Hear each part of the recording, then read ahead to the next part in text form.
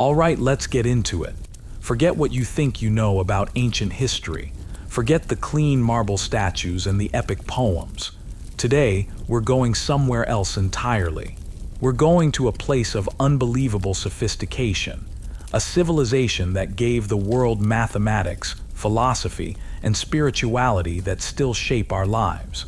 But we're not entering through the temple gates. We're going in through the back door, into the most private rooms, to talk about something that was as urgent then as it is now. The desperate, ingenious, and sometimes downright revolting history of contraception. I want you to picture a woman, somewhere around the 3rd or 4th century, in a bustling Indian city. The air is thick with the smell of sandalwood incense, roasting spices, and jasmine blossoms. She's educated, she's wealthy, she lives a life of art and pleasure. But tonight, she's preparing something not found in any perfume shop. She takes a hardened lump of crocodile dung, grinds it into a powder, and mixes it with fermented honey or oil to form a thick, foul-smelling paste. She then forms this into a pessary, a small plug to be inserted into her body. This is her birth control. Let that sink in for a second. Crocodile dung. In a civilization that was mapping the stars, performing complex surgery, and writing some of the most profound spiritual texts in human history. This isn't just a shocking piece of trivia. This is the central mystery of our story. How could a world of such immense intellectual achievement also be a world of such biological desperation? This wasn't a one-off.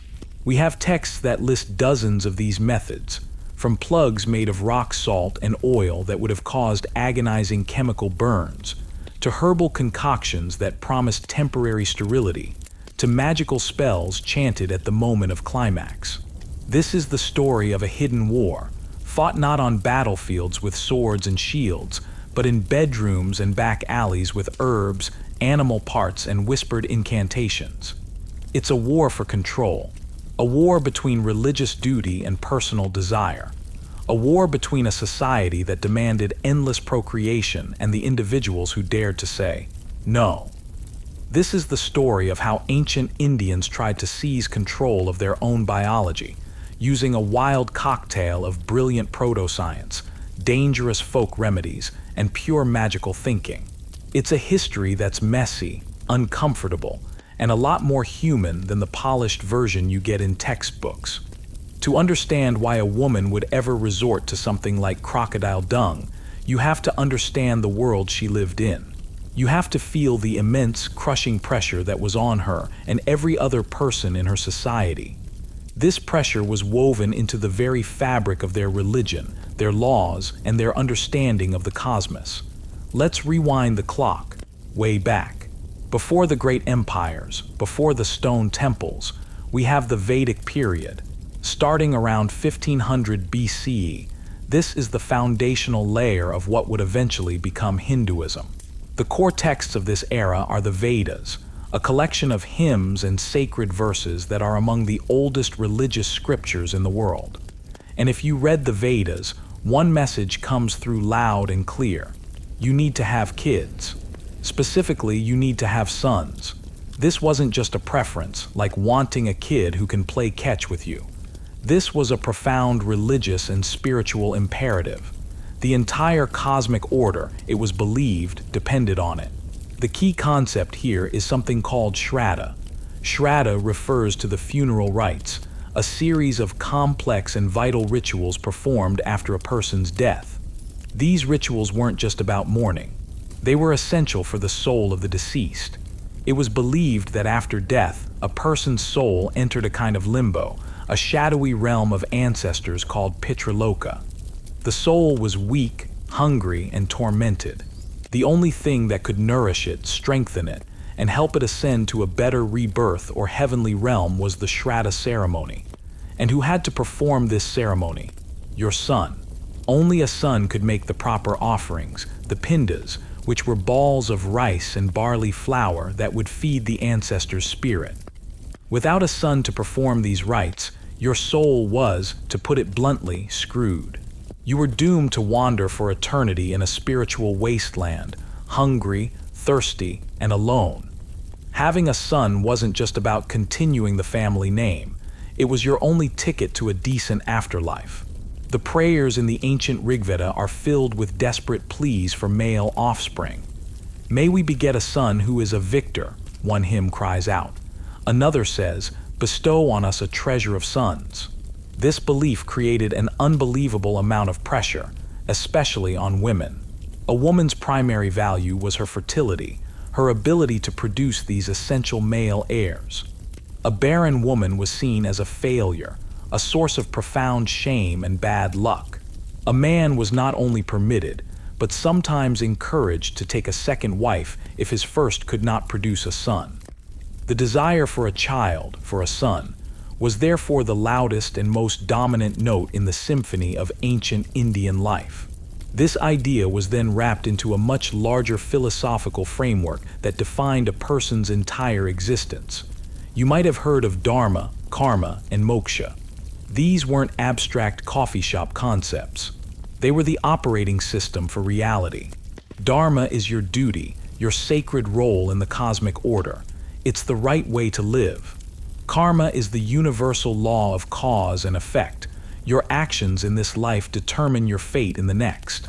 And moksha is the ultimate goal, liberation from the endless cycle of death and rebirth.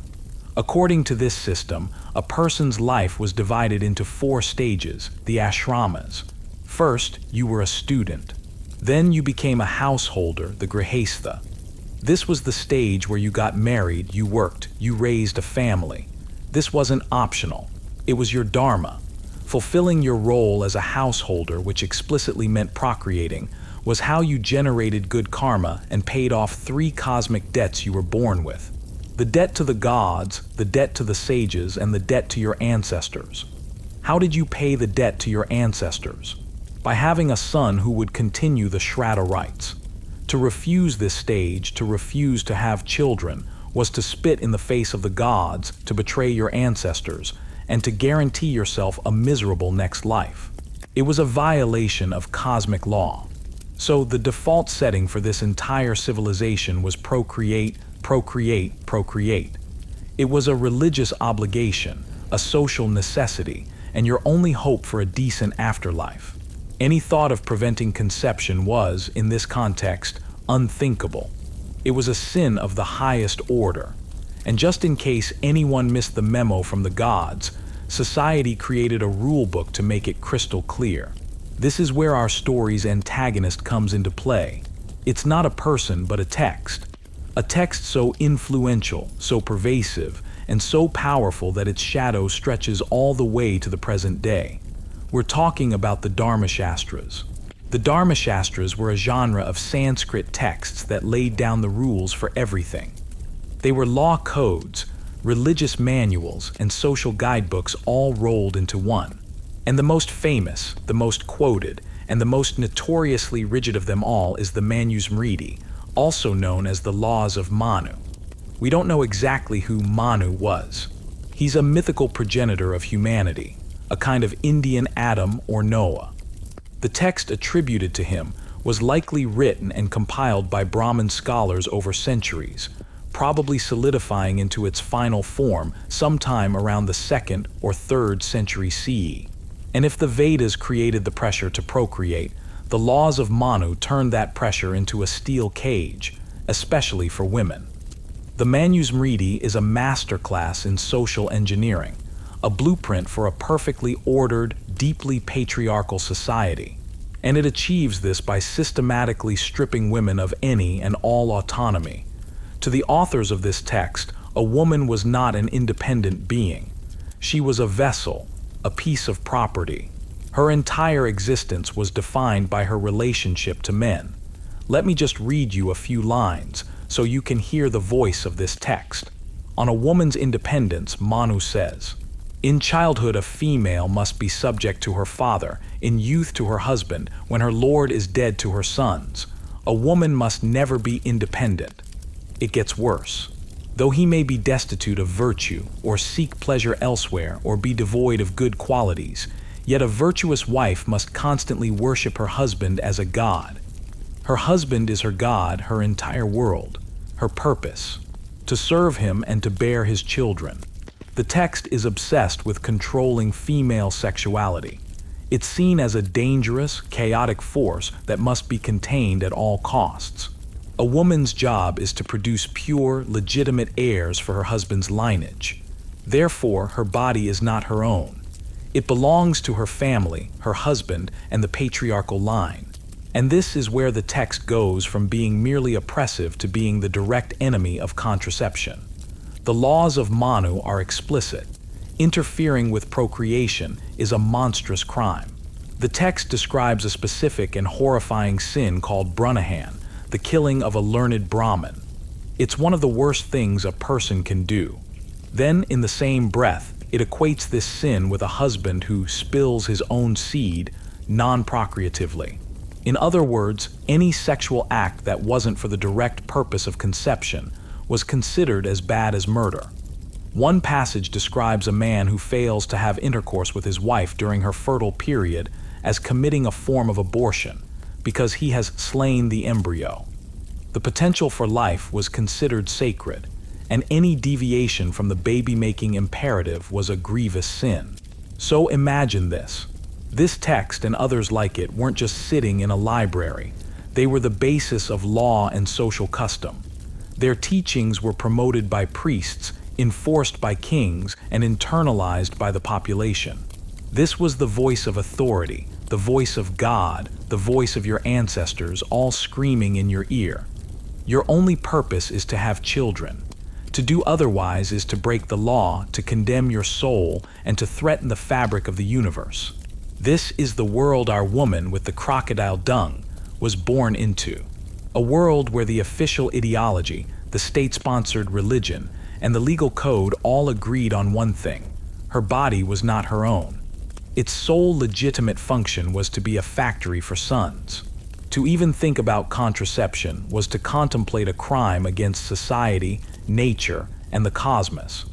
Given this immense, suffocating pressure, the real question isn't why the contraceptive methods were so weird. The real question is why anyone would dare to use them at all.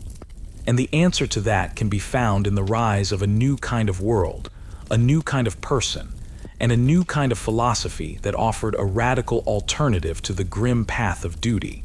The answer is found in the city. For centuries, Indian society had been largely rural and village-based. But starting around the 6th century BCE and accelerating under the great Mauryan Empire, which unified much of the subcontinent, India began to urbanize. Cities like Pataliputra, Ujjain, and Varanasi grew into massive, sophisticated metropolises. And cities change people. They create new opportunities, new social structures, and new ways of thinking. In these bustling urban centers, a new social class emerged, and it's this class that becomes the hero of our story. They were the Nagaraka. The word literally means city dweller, but it meant so much more than that. The Nagaraka was the sophisticated man of the world. He was wealthy, often a merchant, an artisan, or a government official. He was educated, literate, and well-versed in the arts. He wasn't a farmer living a life dictated by the seasons and ancient tradition. He was a consumer of luxury, a connoisseur of pleasure, a participant in a vibrant, cosmopolitan culture. The world of the Nagaraka was a world of public parks and social gatherings, of poetry recitals and theatrical performances, of elaborate grooming rituals that could take hours, involving perfumes, pastes, and floral adornments. It was a world of gambling houses, artistic salons, and high-class brothels where courtesans were not just prostitutes, but highly educated, accomplished women who could discuss art and politics. This was a world that had a different goal. If the old Vedic world was all about Dharma, or duty, this new urban world was about the pursuit of Kama. Now, Kama is often mistranslated simply as sex or lust, but it's much more complex than that. Kama refers to desire, pleasure, love, and the enjoyment of the senses in all their forms. It's the aesthetic appreciation of art and music, the pleasure of good food and fine wine, the joy of witty conversation, and yes, the refined pursuit of sensual and erotic love. And for the Nagaraka, pursuing Kama was not a sin. It was a legitimate and important goal of life, one of the three core pillars alongside Dharma, duty, and Artha, wealth and power. Life was meant to be enjoyed, to be lived beautifully and artfully. You can see the collision coming, can't you? It's a freight train of ideology. On one track, you have the Laws of Manu, representing Dharma. This track says, your life is about duty, your body is for procreation, suppress your desires and serve your lineage. On the other track, you have the urban world of the Nagaraka, representing Kama. This track says, your life is about artful living. Your body is for experiencing pleasure. Cultivate your desires and create a life of beauty. These two visions of the good life are fundamentally incompatible. For the Nagaraka man and for the women in his world, his wife, his mistress, the courtesan he visited, a child was not always a blessing from the gods. Sometimes a child was a massive complication. An unwanted pregnancy could disrupt a carefully managed affair. It could place a huge financial and social burden on a young couple who wanted to enjoy the pleasures of the city before being tied down. For the professional courtesan, an independent woman who made her living from her art, her charm, and her availability, an unplanned pregnancy was a professional disaster. It was the end of her career. So, for the first time on a large scale, we have a powerful motive for contraception. The desire for it wasn't born out of a hatred for children. It was born out of a love for a particular kind of life. A life of freedom, pleasure, and personal choice. These people wanted to control when, and if, they had children because they had other plans for their lives. They were the rebels. Not political rebels trying to overthrow a king, but cultural rebels trying to carve out a space for personal happiness in a world that told them such a thing was a sinful indulgence. They were fighting for their right to live a life of Kama in a world dominated by Dharma, and this put them in a terrifying position. The law, the religion, the whole weight of tradition was against them. There were no legal, socially acceptable clinics to go to. Everything had to be done in secret. The knowledge was forbidden, passed in whispers between women, or sought out from shadowy folk healers or the occasional daring physician. The methods were unregulated, untested, and often based on a cocktail of guesswork and superstition. This is the crucible that created the revolting history of contraception. It's the clash between these two immense forces. On one side, the monolithic power of social and religious duty demanding babies. On the other, the deeply personal human desire for pleasure, freedom, and control. It's in that high-pressure gap between what I'm supposed to do and what I want to do that you find people grinding up crocodile dung.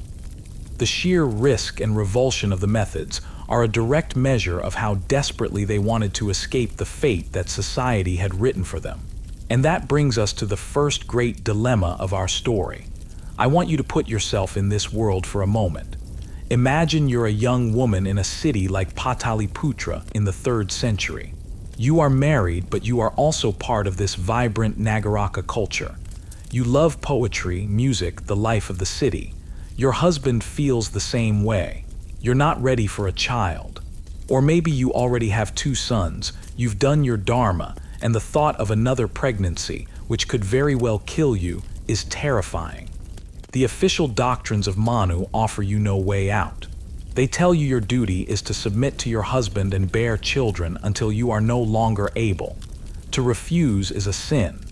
To seek out a contraceptive is an even greater sin, a crime against the cosmic order, something that could ruin you socially and damn you spiritually.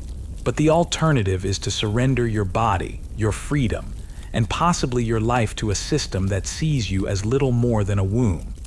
Your friend tells you about an old woman who sells a special root, or a pessary made from rock salt and oil, or a paste made from something worse.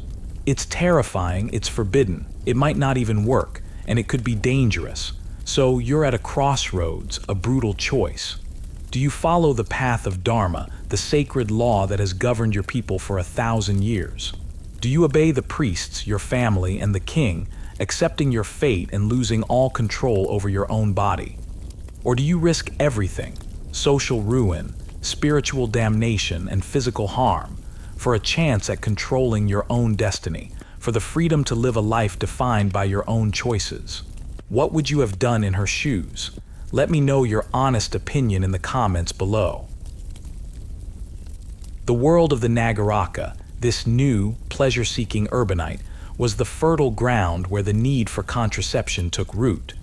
But how do we know so much about them? How do we know about their artfully decorated homes, their social clubs, their complex love lives, and their secret desires? We know because one man, a quiet, reclusive scholar, decided to write it all down.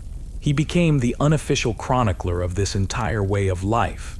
His name was Vatsyayana Malanaga, and the book he wrote is one of the most famous and most misunderstood texts in human history, the Kama Sutra. Now hold on. Before you picture a cheap, illustrated paperback from the 70s, we need to completely reset our understanding of what the Kama Sutra is. If you ask the average person on the street, they'll tell you it's a sex manual, a kind of ancient instruction book full of exotic and acrobatic positions. And while it does contain that, it's a tiny fraction of the whole. To call the Kama Sutra a sex manual is like calling the Bible a book about carpentry. You're missing the entire point. Vatsyayana, who likely lived sometime between the 3rd and 5th centuries CE, was not some kind of ancient adult film director. He was a philosopher, a sociologist, probably a celibate religious scholar living a quiet life of study. He didn't invent anything. He compiled and systematized existing knowledge. He saw this vibrant, sophisticated urban culture of the Nagaraka all around him, and he decided to treat its central passion, Kama, with the same intellectual seriousness that other scholars treated Dharma and Artha. He set out to create a Shastra, a scientific and systematic treatise on the art of living well. His work was part of a grander intellectual tradition. In ancient India, the 3 legitimate aims of a human life, the Trivarga, were Dharma, or virtuous living, Artha, the pursuit of wealth and power, and Kama, the pursuit of love and pleasure. There were massive scholarly texts on the first 2, the Dharma Shastras like the Laws of Manu and the Artha Shastra, a brilliant and ruthless guide to statecraft.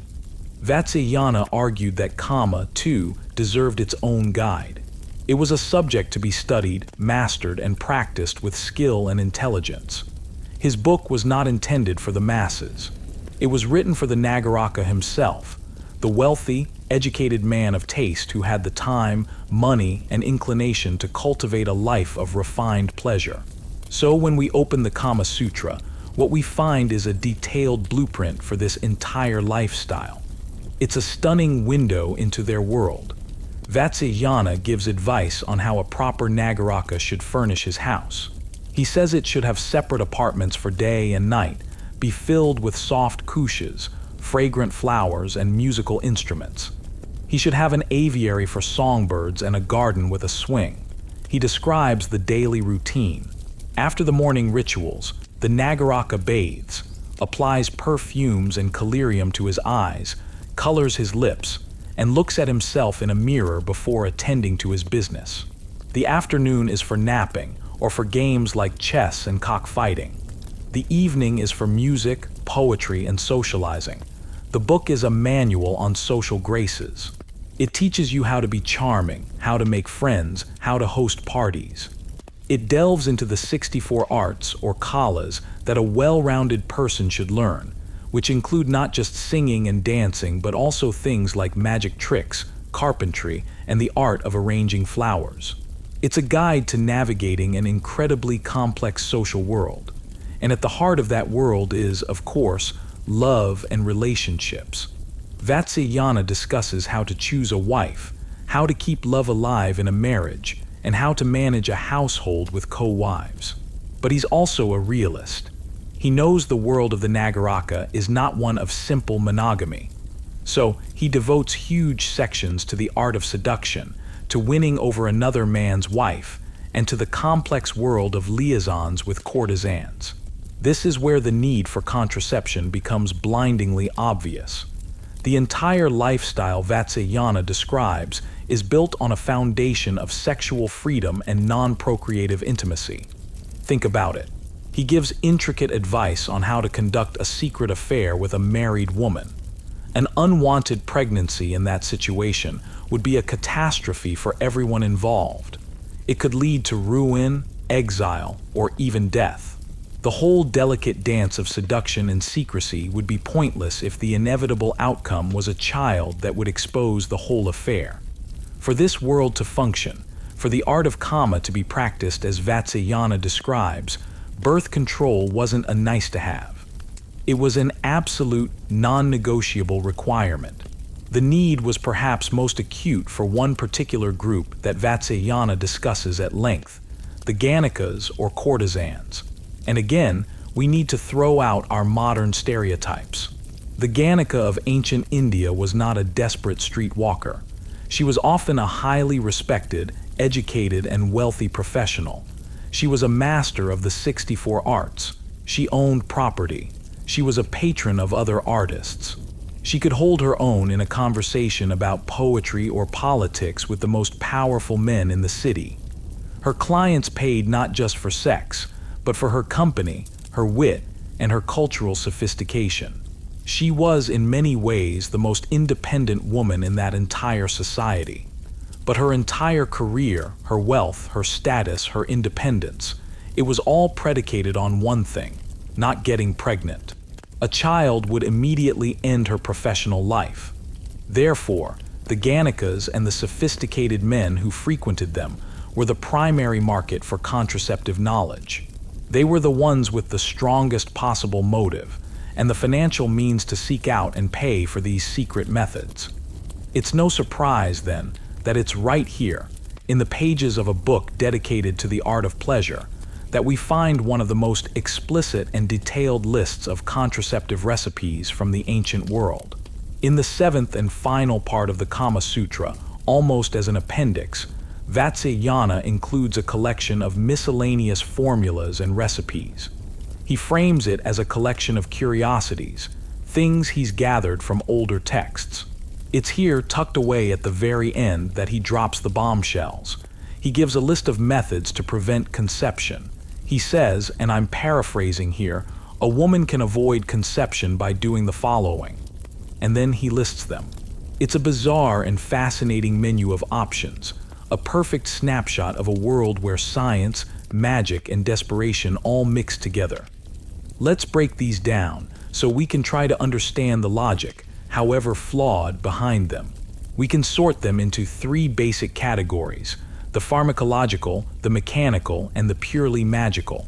First up, the pharmacological. This is the stuff that looks the most like modern medicine. These were substances that a woman was meant to eat or drink to induce temporary sterility. Vatsyayana mentions a few. For instance, he suggests that a woman who drinks a mixture of the flowers of the palasha tree, mixed with clarified butter or ghee, will become sterile. He mentions another recipe using the fruit of the pipali plant, or long pepper, along with vidanga, another medicinal berry, and a bit of rock salt, all ground into a powder and consumed with milk for several days after her period. On the surface, this sounds like pure superstition, but it's a little more complex. This is proto-pharmacology. These people were living in a world incredibly rich in botanical diversity. They were constantly experimenting with plants for medicinal purposes. They knew that some plants were poison, some were hallucinogens, some were sedatives, and some were stimulants. It's not a crazy leap of logic to think that some plants might have an effect on fertility. They were observing the effects of what they ate. Did some of these actually work? It's hard to say for sure. Many of these plant names are difficult to translate with certainty. But it's fascinating that modern science has actually investigated some of them. For instance, studies on lab rats have suggested that extracts from the seeds of the palasha tree, the very one mentioned by Vatsyayana, do seem to have an anti-fertility effect. Pipali, or long pepper, has also been shown in some studies to have properties that can interfere with the implantation of an embryo. So, were they just guessing? Or did they have a body of traditional empirical knowledge, passed down through generations, that certain plants at certain doses had a genuine contraceptive effect? The answer is probably a bit of both. They were operating on a principle of trial and error. They were throwing things at the wall to see what stuck. Some of it might have been genuinely effective. A lot of it was probably useless. But it shows an attempt to manipulate the body's chemistry, an idea that is, at its core, scientific. But then we move on to the second category, the mechanical methods. And this is where things get really intense and really revolting. These were physical barriers, or spermicides, meant to be placed inside the vagina before intercourse to either block or kill the sperm. These are the pessaries. Vatsyayana gives a few options. He suggests using a plug made of the pulp of the gular tree mixed with rock salt, or a paste made from the leaves of the asoka tree. And then he lists the most infamous ones. He mentions using a pessary made of finely ground lac, which is a resin secreted by an insect. He mentions using finely chopped leaves of the water lily. And yes, he mentions using elephant dung, or, though it's found more explicitly in later commentaries on medical texts, crocodile dung. Let's try to get inside their heads. What was the logic here? It's twofold.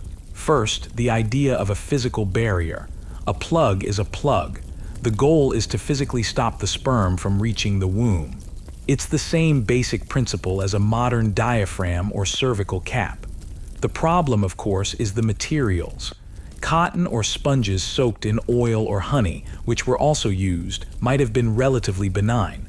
But rock salt, that's just cruel. Inserting a plug of salt into the most sensitive tissues of your body would create an intensely hypertonic environment, sure, which would dehydrate and kill sperm. But it would also cause incredible pain and severe chemical burns. It's a sign of absolute desperation. And the dung, crocodile and elephant dung. Why? Well, part of it might have been the same barrier logic. It's a thick paste, it blocks the way. But there's probably something more going on here, something symbolic or magical. Crocodiles were seen as powerful, dangerous, and, importantly, sterile creatures in some symbolic contexts. Using its excrement might have been a kind of sympathetic magic, transferring the crocodile's perceived sterility to the woman. Furthermore, from a more clinical perspective, animal dungs are often highly acidic. This acidic environment would indeed be hostile to sperm. So, it might have actually worked to some degree, but at a horrifying cost. The risk of introducing a mass of bacteria-laden dung into the body is astronomical. We're talking about pelvic inflammatory disease, raging infections, sepsis. It was an incredibly dangerous gamble. The third category of methods from the Kama Sutra plunges us completely into the world of magic and ritual. These methods required no gross ingredients, just the right words or the right actions. Vatsyayana reports a belief that if a woman, after intercourse, inserts a root of the salmali tree into a fire while reciting a specific mantra, she can take back the man's seed. He mentions another technique where a woman can wear an amulet made from the root of a specific plant, tied to her waist or wrist, and as long as she wears it, she won't conceive. Another belief was that if, at the moment of climax, both the man and the woman divert their minds and concentrate on something else entirely, conception could be avoided. This is pure magical thinking. It's the belief that the physical world can be controlled by the spiritual world, through will, through ritual, through the power of sacred sounds. To us, this mix is jarring. We want to separate the categories. We want to say, the herbal stuff, that's proto-science. The pessaries, that's just bad, dangerous medicine. The magic, that's pure superstition. But for the people living at the time, these categories were not separate. They were all part of the same toolkit. A woman might drink a herbal tea in the morning, use a salt pessary at night, and wear a magical amulet around her wrist, all at the same time. You used everything you could. you hedged your bets. You fought the battle on all fronts, the chemical, the physical, and the spiritual. And it's absolutely critical that we don't look back at these people and think of them as foolish or primitive. The woman choosing to use these methods was not an idiot. She was a pragmatist in an impossible situation. She was facing a life-altering and potentially life-threatening biological event, and she had no access to the safe, reliable methods we have today. She was working with the knowledge she had, and the revolting nature of the methods is the clearest evidence we have of her motivation. You don't use a crocodile dung pessary for fun. You don't risk agonizing pain and a deadly infection unless the alternative, an unwanted pregnancy, is even more terrifying. Every one of these bizarre recipes tells a human story. Imagine the young couple, deeply in love, living in the bustling city, wanting to enjoy their youth together before the crushing responsibilities of family descend. They seek out an old herbalist who sells them a powdered root with whispered instructions. Imagine the powerful politician having a secret affair with the wife of a rival. The risk of exposure is immense. He procures a recipe for a pessary and gives it to his lover, their shared secret held in a foul-smelling paste. And most vividly, imagine the successful Ganica. She's at the peak of her career. She's famous for her wit, her music, her beauty. The wealthiest men in the city compete for an evening of her time. Her independence is her most prized possession. She is a master of her own life. And every month she lives with the low-grade terror that a single mistake, a single failure of her methods could bring it all crashing down. She is the one who has the most to lose, and she is the one who would be most willing to take the biggest risks. She would try the herbal potions. She would endure the pain of the salt plug. She would chant the mantras. She would do whatever it took. The Kama Sutra, then, is not just a book about pleasure. It's a document of quiet rebellion. It reveals a hidden world operating in the shadows of the official, puritanical ideology. It shows us that while the priests and the lawmakers were busy writing rules about Dharma, ordinary people were busy trying to live and love and find a measure of control in their own lives. They were pioneers of reproductive freedom, using the only tools they had. And their story wasn't just about pleasure. As the science of the day evolved, it would also become a story about medicine and about life and death. The quest for contraception was about to move from the courtesan's boudoir into the doctor's clinic.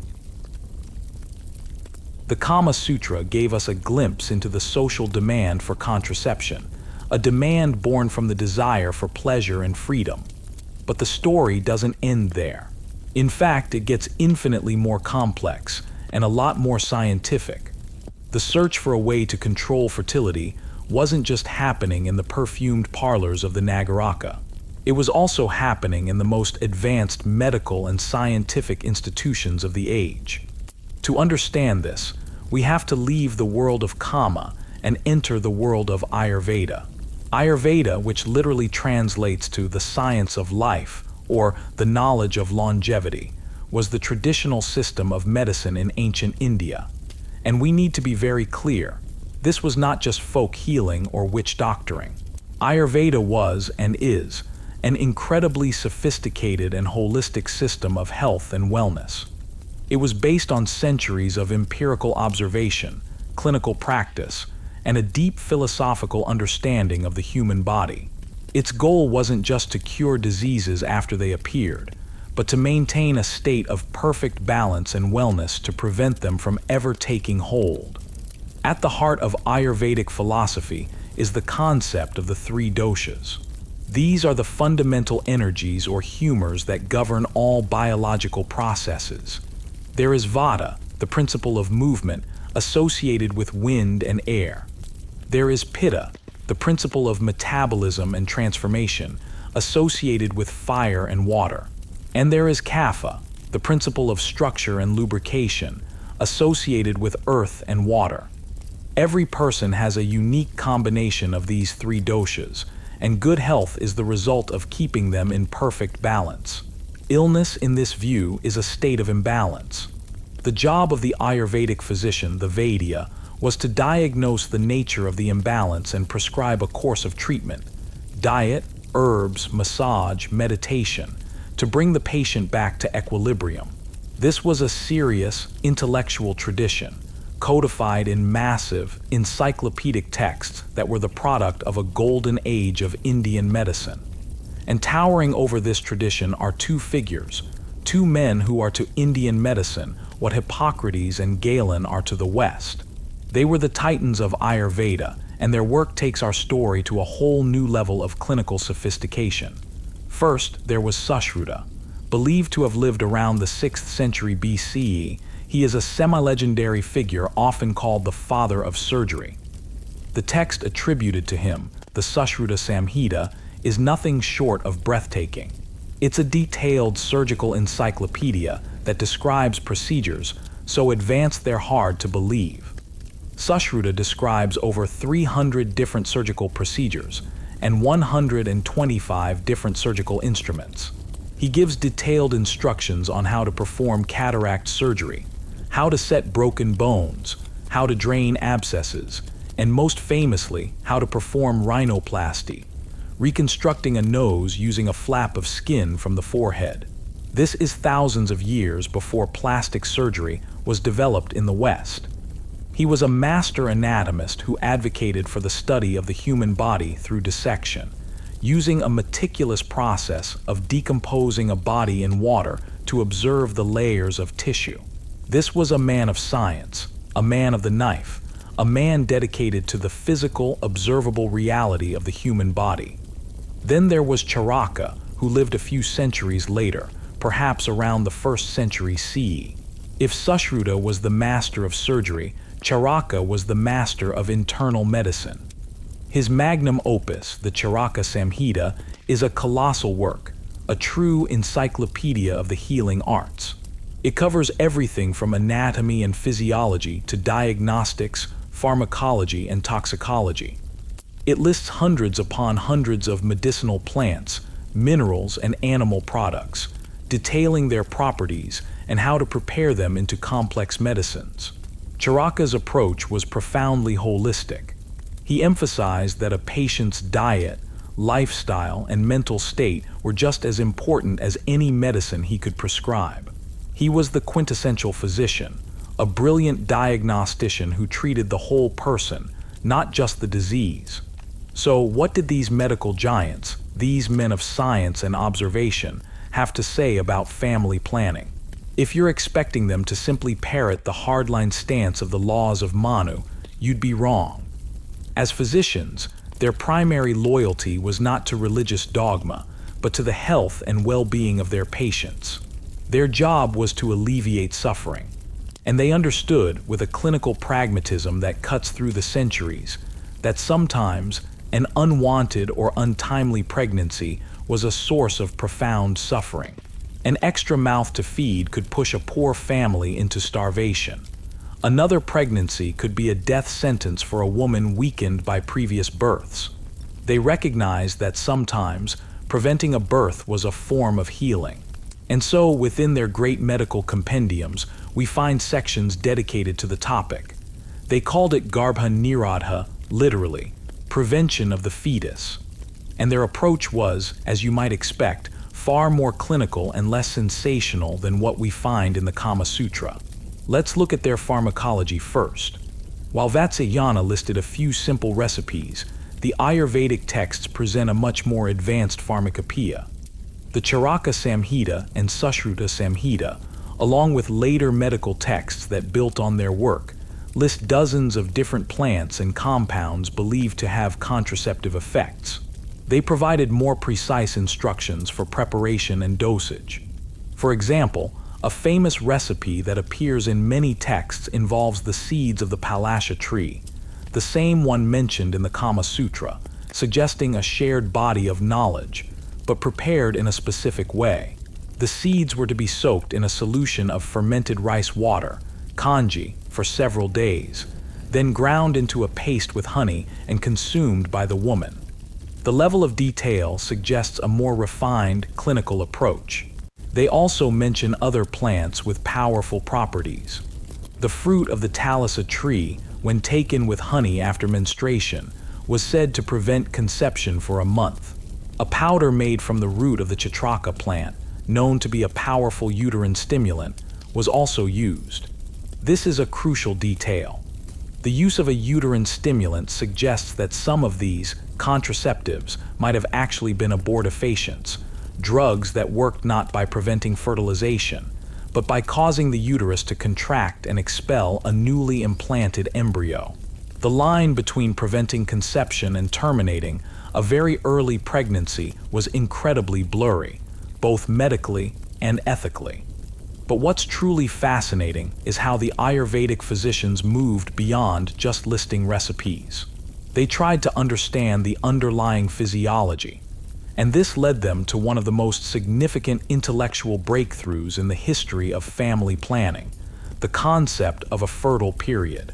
The medical texts, especially the Sushruta Samhita, display a remarkably good understanding of the female reproductive system for the time. They describe the uterus, the fallopian tubes, and the process of menstruation. And based on their observations, they theorized that a woman was not fertile all the time. They identified a specific window, which they called Ridukala, or the fertile season, which they believed lasted for about 12 to 16 days following the onset of menstruation. The texts advise that intercourse during this Ridukala was the most likely to result in conception. By extension, intercourse outside of this window was considered relatively safe. Sushruta explicitly states that a couple who wishes to avoid pregnancy should avoid intercourse during this period. This is, in its essence, the rhythm method. It's the first recorded instance in history of a family planning method based not on potions or plugs, but on an understanding of the woman's natural biological cycle. It was a monumental leap forward. Of course, their calculations weren't perfect. Modern science knows the fertile window is more complex and varies from woman to woman. But the core concept, that fertility is cyclical, was revolutionary. It was an attempt to work with the body's natural processes, not just fight against them with brute force. Even when it came to the mechanical methods, the pessaries, the medical texts offered a more refined, if still dangerous, perspective. They too mention plugs and barriers, but their recipes often seem more thoughtfully constructed. A common recommendation was a pessary made of cotton or a soft cloth soaked in a mixture of rock salt and oil. Here, the oil would have served as a lubricant and a protective buffer, perhaps slightly mitigating the horrific burning effect of the salt. The goal was to create a hostile environment for sperm, a spermicidal effect, but with at least a nod towards patient comfort and safety. They were still incredibly risky, but the formulation feels less like a folk curse and more like a clinical prescription, however flawed. This is the key difference. Vatsyayana was a reporter, a collector of cultural practices. Sushruta and Charaka were clinicians. They were trying to develop treatments. They were applying the principles of their science, observation, formulation, and a theory of bodily function to the problem of unwanted pregnancy. And this is the part that makes this history so compelling and so human. Even these great men of science were not immune to the world they lived in. Their brilliant, empirical medical science existed side by side with the magic and superstition of the age. The line we draw so clearly today between science and magic was, for them, a dotted, permeable membrane. So, right alongside a detailed recipe for an herbal contraceptive, the Sushruta Samhita might include instructions for a magical ritual. For instance, one method for lifelong sterility involved taking the root of the Tanjulayaka plant during a specific lunar constellation, chanting a mantra over it, and then having the woman wear it tied to her head or arm. The text presents this magical method with the same serious clinical tone as a surgical procedure. There was no sense of contradiction. To the ancient Indian mind, the universe was a complex place, operated on by both physical laws and spiritual ones. A good physician used every tool at his disposal. If a plant's chemical properties could affect the body, why couldn't a sacred sound or a ritually empowered object do the same? It was all part of the same holistic toolkit for influencing reality. A patient might be prescribed a diet, an herbal medicine, a course of massage, and a magical amulet to wear. It wasn't science or magic. It was science and magic, working in concert.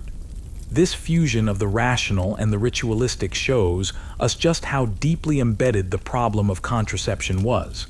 It was a medical problem to be solved with pharmacology and physiology.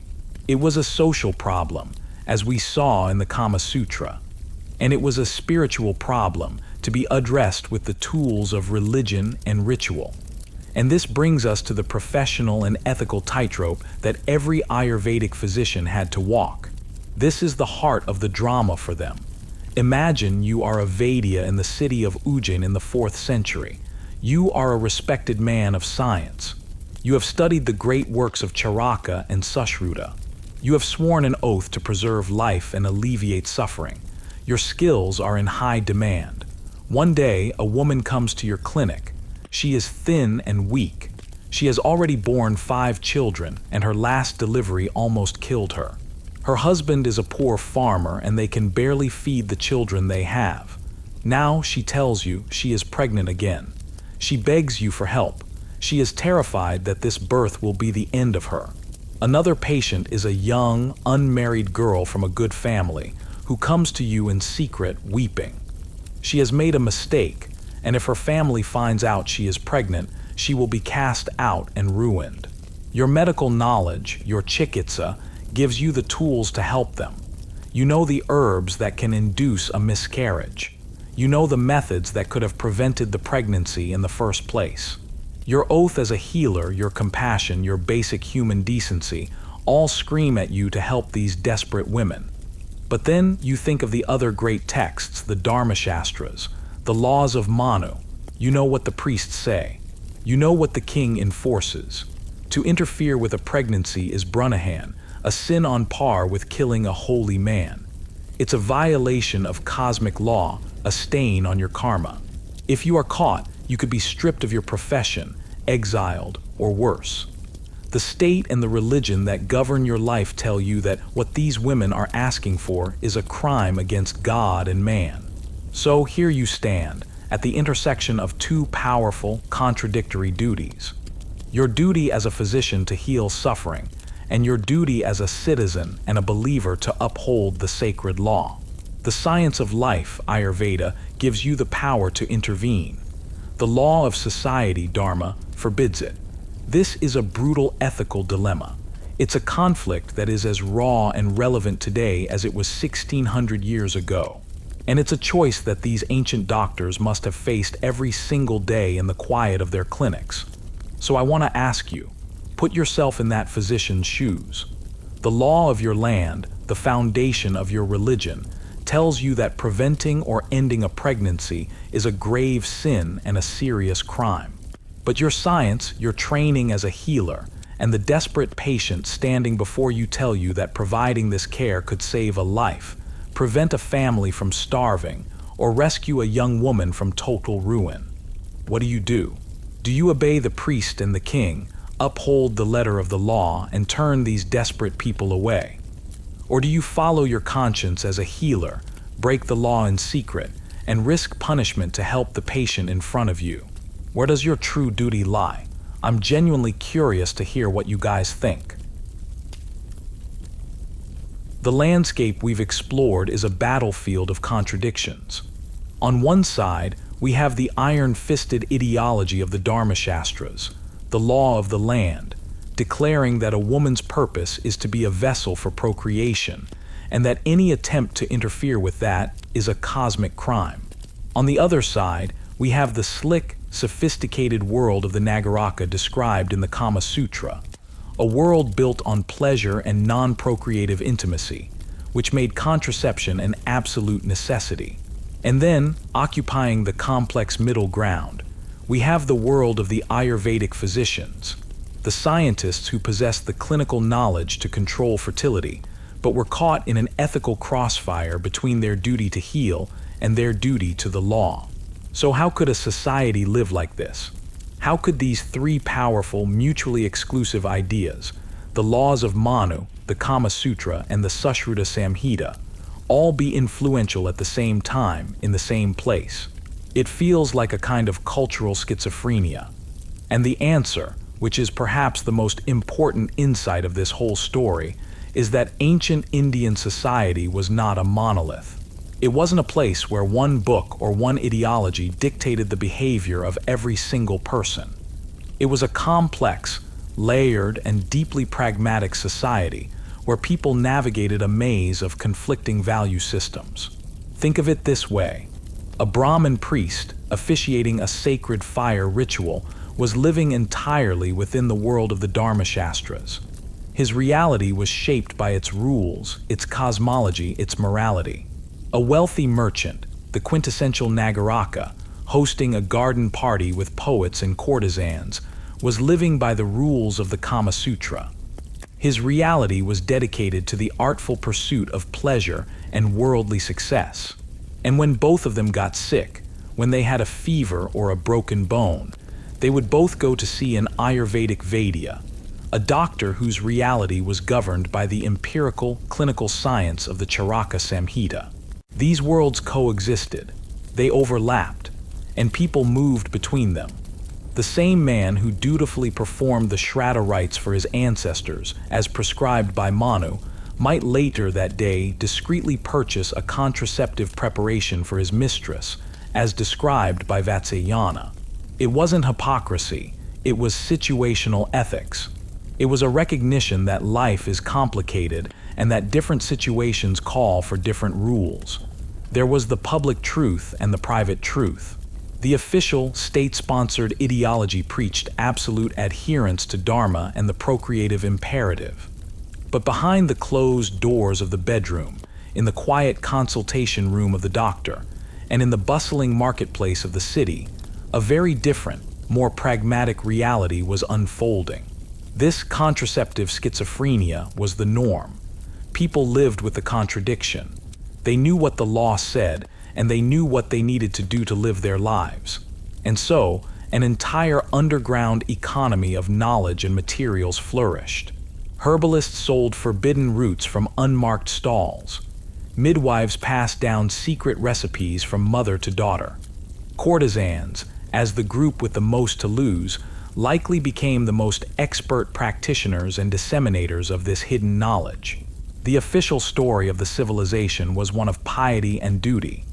The unofficial story was one of ingenuity, risk, and a relentless search for personal agency. The crocodile dung was a part of that unofficial story, a secret that everyone knew but no one in power would ever acknowledge. But knowledge, especially forbidden knowledge, is fragile. The unique cultural ecosystem that allowed these different worlds to exist in a tense but stable balance couldn't last forever.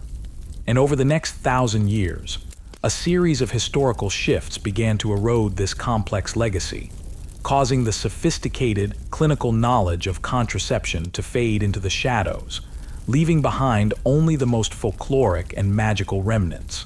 The long twilight of this knowledge began with political fragmentation.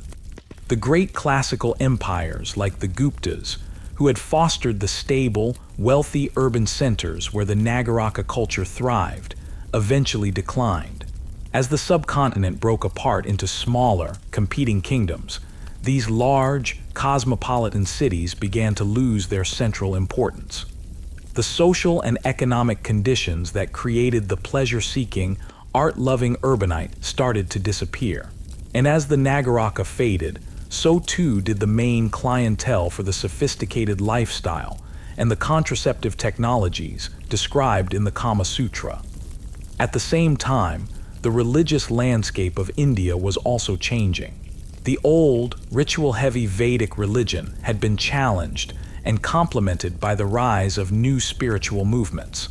One of the most powerful of these was the Bhakti movement. Bhakti was a wave of devotional Hinduism that swept across India from the medieval period onwards. It emphasized a direct, personal, an emotional relationship with God. It was a religion of love, of song, of ecstatic devotion to deities like Vishnu, Shiva, and Krishna. While bhakti was revolutionary in many ways, often challenging caste boundaries and promoting a more accessible form of spirituality, many of its streams also brought a renewed social conservatism. The focus was on pure, heartfelt devotion, a turning away from the worldly pleasures of the Nagaraka. The artful, sensual pursuit of Kama was often seen as a distraction from the true goal of divine love. This cultural shift further pushed the secular, pleasure-oriented worldview of the Kama Sutra to the margins. Then came centuries of external influence and rule. The arrival of Islamic Turco-Afghan dynasties and later, the Mughal Empire brought new legal and moral systems into the subcontinent. While these empires often practiced a degree of religious tolerance and a vibrant fusion of cultures occurred, the courtly and legal systems were different. The classical Sanskrit texts, which housed so much of this knowledge, were no longer the primary language of power and administration. But the final and perhaps most decisive blow came much later, with the arrival of the British. The establishment of the British Raj in the 19th century didn't just represent a political and economic colonization. It was also a colonization of morality. The British rulers, steeped in the rigid, puritanical values of Victorian England, looked at Indian society and were often horrified by what they saw. They viewed its complex and nuanced approach to sexuality and pleasure as primitive and degenerate. They encountered a text like the Kama Sutra not as a sophisticated guide to the art of living, but as a piece of dirty, heathen pornography. They couldn't comprehend a worldview where sensual pleasure was considered a legitimate, quasi-scientific field of study. Under the British, this entire body of knowledge was driven deep underground. It was severed from its classical, philosophical, and medical context. What was once the subject of serious treatises by scholars like Vatsyayana and physicians like Sushruta was now relegated to the realm of back-alley quacks, folk magic, and old wives' tales. The link between the scientific tradition of Ayurveda and the social practices of family planning was largely broken. The clinical, empirical aspects began to fade, leaving behind a distorted echo, a collection of superstitions and the most extreme, memorable folk remedies, like crocodile dung. And this brings us full circle, back to that woman in the beginning with her horrifying pessary. After everything we've uncovered, we can now see that piece of crocodile dung not just as a single, revolting artifact, but as a symbol of this entire, epic and tragic story. It represents the sheer desperation of people caught in an impossible bind. It's the physical manifestation of the chasm between what religious law demanded and what human hearts desired. You only resort to such an extreme measure when the alternative, a life without choice, a body you do not control, is even more unbearable. It represents the blurry, indistinct line that once existed between science and magic. Was the dung chosen for a perceived clinical reason, like its acidity, making it a crude spermicide? Or was it chosen for a symbolic, magical reason, based on the perceived sterility of the crocodile? The answer is almost certainly both. It's a relic from a worldview where the physical and the metaphysical were not separate domains, but two parts of a single, interconnected reality. It's a testament to a time when people would fight their battles on every possible front. And finally, it represents a body of knowledge that was suppressed and almost lost. It's a survivor from a forgotten world where the control of one's own fertility was a subject of serious, open, if secret, discussion among scholars, physicians, and ordinary people. The fact that it's one of the few recipes that has survived so vividly in the popular imagination is a sign of how this complex science was later reduced to its most shocking and seemingly primitive elements. In the end, this journey into the revolting history of contraception in ancient India reveals a story that isn't really revolting at all. It's a profoundly human story. It's about an eternal, unstoppable human drive. The desire for agency.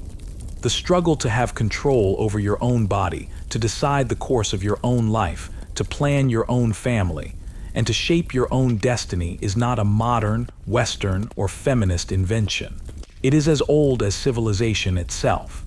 The woman secretly drinking a bitter herbal tea, the courtesan carefully guarding the secrets of her profession, the physician wrestling with his conscience as he decides whether to obey the law or his oath. These are not distant, unrelatable figures from a dusty past. They are our ancestors in a war that has never really ended. They were fighting for a measure of control in a world that tried to deny them any. And the dangerous, desperate, and ingenious methods they used are a testament not to their ignorance, but to the ferocious power of their will to live a life of their own choosing. Their story is a stark reminder that the quest for freedom is often a messy, difficult, and sometimes, from the safe distance of history, a revolting business. But it is, and always has been, one of the most fundamental parts of being human. And that's where the story of the revolting history of contraception in ancient India comes to its dramatic close. If you enjoyed this dive into the past, do us a huge favor and hit that like button and subscribe to Beast History so you don't miss what's next. We've got so many more insane stories ready for you. Thanks for watching, and we'll see you in the next one.